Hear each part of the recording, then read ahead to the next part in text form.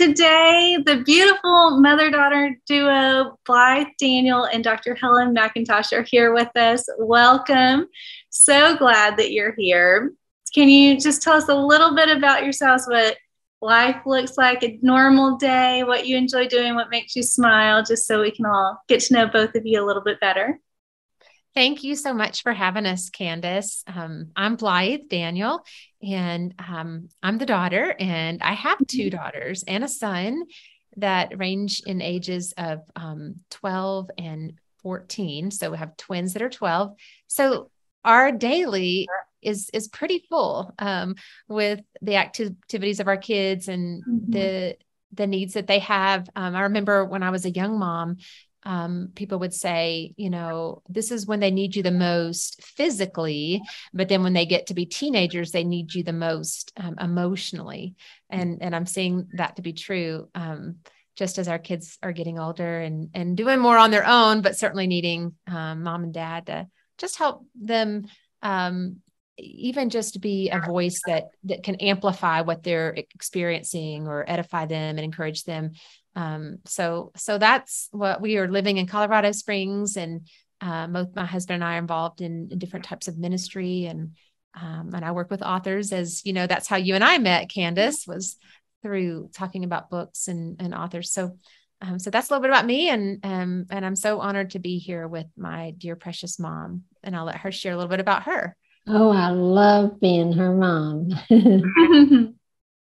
I live in Northwest Georgia, in Dalton, Georgia, and it is my pleasure to still be with my husband of 55 years. Our son, that's a year older than Blythe, lives in our area, but my profession has been counselor, and I just have had a heavy heart for several seasons for mothers. And so it is such an honor to be able to speak on this subject, because we really need to encourage spiritual mothers or natural mothers, adopted mothers, mothers-in-laws, because our culture is really taking aim at motherhood and fatherhood and so the family in general, as well as our faith. So it is a good thing for us to be talking about mothers today and what that role means. And Blythe and I really are committed to extending the possibility for others to pick up, to do a legacy of love for our families. Let's do it. Let's dive in and we'll see what that is. You're exactly right. It is so important. And it's beautiful to see just the bond and that you share and how much you respect and admire one another. And just your passion to help others experience this too. Motherhood is messy. It is not always just easy or perfect. And so I'm just curious, how have you learned to grow your connection over the years as life has changed and your role as mothering has looked different? Like Blythe, you were talking about that a little bit with your own kids. You've recognized that, but how have you worked on building your connection through the changing seasons? I think mom has really gone ahead of us in this as a frontier and made it where she's opened up the opportunity for us to ask each other questions like, how do you feel about this? Is it okay if I share this with you? Instead of, I think sometimes we want to share our opinions with our family members, and sometimes we don't really have the ability it's not the right time, or it's not that we don't have the ability. I think it's just more of the right finesse of words or the right timing. And so a lot of times mothers can say things to their family members and it just doesn't come across well. And so we've learned that because we are 2 hours apart in time difference, that 2 different time zones, that we could say to each other, is it okay if I share this with you now, or is now not a good time? Or, but just taking the steps to just maintain a closeness, even though we're 1,200 miles apart, but being able to sense the right timing, and then just the right words that mom's helped us be able to learn to say with each other. Because I think as much as timing is important, and it's always the right words, how do you speak to a family member and know if it's going to be received well. And so we've just tried to honor each other with timing and words, and staying connected, but not too connected where we're enmeshed in each other's lives, where it feels like too much love. And Mom can share more about that. Well, words sure are important, aren't they? I tell you, you can't take them back often once they come out of your mouth. I have come to treasure Proverbs 18:21 in the last few months, that talks about the power of words, that it's the power of life or death. And it really is. It's the death of a relationship many times. And you ask, how did we sort of begin our ministry? And I'd have to say that anything positive that Blythe and I've been able to do, it's forged by some mistakes that I have made. We've all heard about learning from our mistakes, and Blythe and I could sit on the porch with you forever and tell you how everything we've learned just about has come from not doing it well the first time. But words, getting back to words, they are so important in relationships, as we know and have experienced. When I would say growing up and in my early years as a mom, my own mother struggled in so many ways. And so she vented a great deal on me, and her words hurt so much that I did purpose in my heart. I wasn't a believer yet until I was 27, but I did purpose in my heart, if I were blessed with children, to not hurt their hearts like she had hurt mine.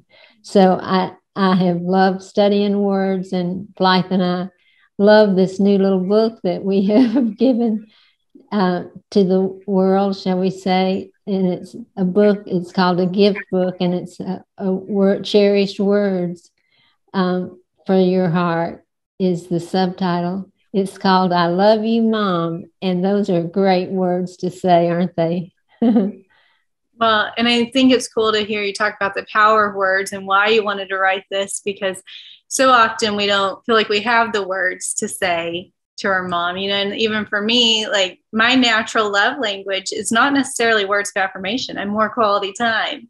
And so it's helpful to have a book like this that I can give that shares those words. And I know many are listening that can identify with that. And so why do you think it's so important? Why was it so important to write this book? Well, we really thought through, it kind of came up, just this idea of what do you give a mom?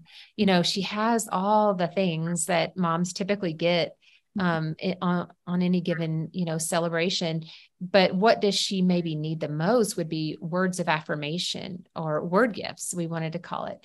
And so just being recognized and seen as someone who's playing a valuable role, and that even on the days when no one praises her or no one acknowledges another meal that she's made or laundry that she's folded, or just even some more difficult things of like navigating difficulties with children or with parents, or that we could say, here are 25 different word gifts that are in our book, I Love You, Mom.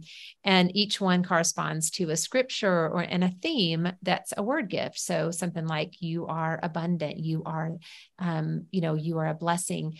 And those things we hope will encourage moms that even if she's not hearing these from her own family, that this book would be a collection. It's like having 25 cards sent to her where she knows that she's loved and affirmed. And there is, in our book, I Love You, Mom, there's a place for the person giving the book to write a little note and personalize it, just as a gift of being able to say, this is how I feel about you. This is how I see you. And we just felt like that would be a gift that a mom would not quickly forget, that would not get put aside with all the other gifts that moms get. But this could be a legacy, as Mom said, a legacy piece that she sees how her children or grandchildren feel about her. Well, there's so much that I want us to dive into, but I want to start with, Blythe, you've written one thing that really stood out to me, that for all the moms listening, that God created you to be a mom. And when I read that, what really stood out to me was this memory that my mom says that whenever I was really little, she remembers me coming up to her. I was too little to remember it, but I apparently came up to her and I gave her a hug and I said, I chose you to be my mom. And that's something that she will always treasure. And, I think our culture is just thriving on love stories, but one of the greatest love stories is the bond between a mother and her child. So I'm just curious, why do you think this relationship is so foundational? I think this relationship is so foundational because as women, many of us do have children, and we are birthing the next generation. We are bringing to life literal human beings that oftentimes resemble us physically, or just maybe even in their attributes and their traits. And so there is a bond that's created between mother and child. And I believe it's intentional that God uses that to just imprint on families that there is a physical bond there that can't easily be broken. And it's almost like staying power that a mom and a child would be able to withstand some of the pressures, some of the disappointments, some of the lack that can happen in families. And yet we know we can go home. There's typically always a praying mom, isn't there, for a child that maybe is in the home or has left the home or has maybe left the family and hasn't been in touch with the family. And moms are gifted in that way to pray for the children that they have birthed and that they long to see, maybe even enter into the family more deeply or come back from being away from the family. And so there is that strong bond there. And I do believe that God has set it up that way. And fathers play a huge role in a child's life as well. Obviously they're not birthing those children, but their imprint is huge as well. But there really is something special between mothers and children. We're typically the first ones they see when they enter the world, and we're the ones that are the nurturers a lot of times. And so moms play a special role, but they don't always get that acknowledgement. And it's tough sometimes to continue to do a job without much input from family members, but we do it not for the thanks. We do it because it's a role, as you said, Candace, that God chose you for your mom and your mom for you. And we need to see it that way, that there's been an intentional imprint in our families from the way that God set it up. Mm-hmm. Well, and on that same note, I know, Helen, I'm going to read this because I want to get your quote just right. But you said, being a mom can sometimes be a tiring, thankless job. But when we take a step back and realize the impact we are making on a child's life and the critical role we play, it's humbling. And I know there are many moms that are listening right now and they're just thinking, amen. It makes me think of this commercial I saw a while back, and it said, like, job wanted, 7 days a week, 24 hours a day, no breaks, no PTO, working through lunch. Like, the list just goes on. And it was all about being a mom. And it's like, if you see all those, job descriptions, you would never sign up for that, but it is so rewarding too, the role we play. But I'm curious just to learn more from your perspective, encourage those moms who are maybe in the thick of it right now. Maybe they have the toddler who has few words, or maybe the teenager who is a little bit nearsighted to use their words. What encouragement would you give them?